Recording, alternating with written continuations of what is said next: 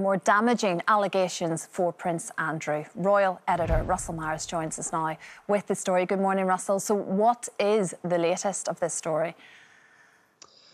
Well, morning, Christine. Well, certainly potentially damaging allegations for Prince Andrew and the royal family, because if you remember back in 2019 when Prince Andrew gave that now infamous interview to BBC Newsnight, grilled by Emily Maitlis, he pretty much swore blind that he had only met Jeffrey Epstein once, the convicted paedophile, when he went over to New York to sever his relationship with him. Now, court documents unearthed by my colleagues at the Mirror have shown that that potentially isn't the case. An email to a banker from Jeffrey Epstein sent on June the 14th, 2010, when Epstein was under house arrest, says that Epstein says Andrew was just sitting next to me at dinner. So this would be further complicating the issues for Prince Andrew and the royal family. And, I don't think we've heard the last of this whatsoever. Not at all. It's terribly messy. Prince Andrew, of course, denies all the allegations, as we know. King Charles, though, now is set to receive a pay rise. Is that right?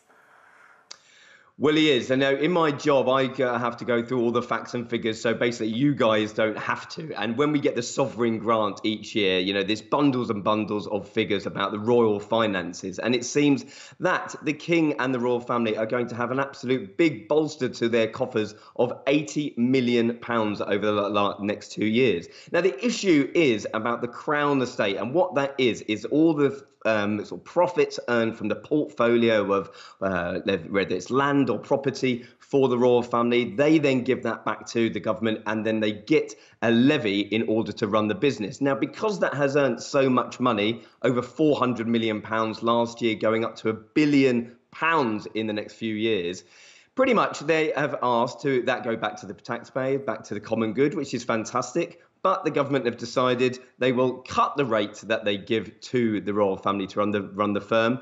But because that's earned so much money, they're going to get a windfall of this money. So listen, it's a bit of swings and roundabouts, and we could be here all day about royal finances. But should the royal family be paying for themselves a little bit more? I think it's a big debate that people are certainly having at the moment. I bet they are. We do have some happier royal news, of course. Tomorrow marks Prince George's 10th birthday.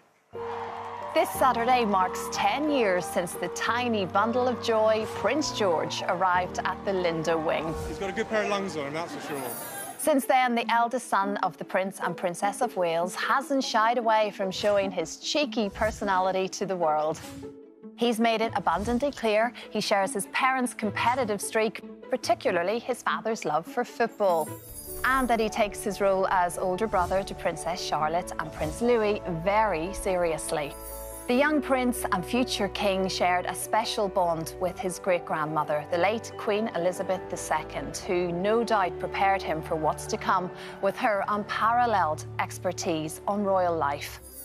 Over the past 6 months, his maturity has shone through as one of the youngest mourners at Her late Majesty's funeral, and more recently as a page boy at his grandfather, King Charles III's coronation, which must have given him a good idea of what his own coronation might look like when it's his turn. Russell, he's all grown up.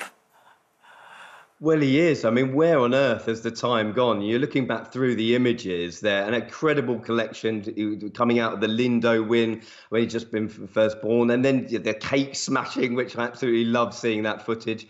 But then what has happened over the last couple of years, and certainly even the last few months, you see his role sort of emerging into what it will be as a future king. I mean, this fact that the family, the Waleses, have really tried to protect their children. Of course, they want to have a family unit. This is why they've moved to Windsor. We've seen Prince George potentially starting at Eton. We saw him, potentially following in his father's footsteps, viewing the school. And then his roles at the Queen's Jubilee, at her funeral, and indeed the King's coronation as well. So, listen, Prince George is growing up. Time does not stop for anyone, does it? And I think that we are seeing his role emerge further and further, just like the rest of the family. So many happy returns to Prince George tomorrow. It'll be interesting just to see. I mean, do the royals celebrate birthdays like the rest of us? Is there birthday cake? Is there a buffet of cocktail sausages and crisps? I mean, how does it work, I wonder?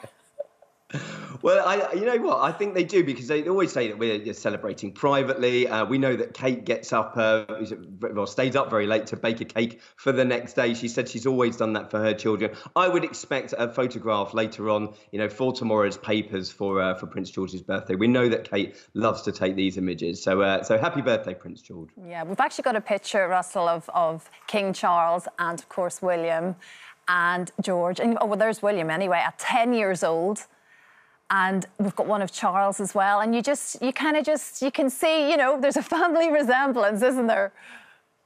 Oh, there is. I mean, certainly when you've got the tie. I mean, we saw him at Wimbledon with his tie and his suit on, didn't we? I mean, he's certainly a mini-me of his father. I think there's a bit of the Michael Middletons in him as well. But listen, Prince George and even Princess Charlotte, they're really sort of emerging into this new sort of modern monarchy that we're seeing develop before our eyes at the moment. Yeah, she's gorgeous. She looks so fantastic at Wimbledon. Russell, thank you very much indeed. Great to see you. Thank you.